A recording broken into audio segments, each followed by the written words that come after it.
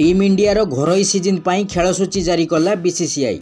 BCCI आज 2024-25 घरोई season रो मैच तारीख भेन्यू घोषणा करिछि। एई घरोई सीजन रे भारत गस्तरे बांग्लादेश, न्यूजीलैंड, इंग्लैंड टीम आसीबे। एई समय भारत दल मोट 5टी टेस्ट, 8टी टी20 और 3टी दिनिकिया मैच खेलिबो। प्रथमे भारतीय टीम सेप्टेम्बर मासरे बांग्लादेश घरोई मैदान रे मैच खेलिबो। भारत बनाम बांग्लादेश मैच 19 सेप्टेम्बर रु 12 अक्टोबर पर्यंत चलिबो। एही समय रे 2टी टेस्ट मैच चेन्नई और कानपुर रे हेबो। 6 रु 12 अक्टोबर मध्य दुई टीम 3टी टी20 मैच खेलिबे।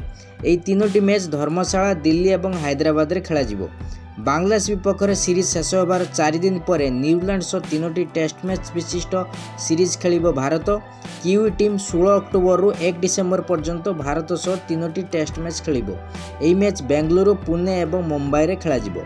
2025 अर्थात नवा वर्ष आरंभ रु इंग्लैंड सह मुहांमुही हेबो भारत। जनवरी 22 रु फेब्रुआरी 12 पर्यंत भारत रे रहिबो इंग्लैंड क्रिकेट टीम। प्राय 3 सप्ताह मध्य भारत और इंग्लैंड मध्य 5टी टी20 और 3टी दिनिकिया मैच खेला जिवो। 8टी मैच भारतर 8टी भिन्न भिन्न स्टाडियम रे खेला जिवो। कटक बारवाटी स्टाडियम रे मध्य गोटे मैच खेला जिवो।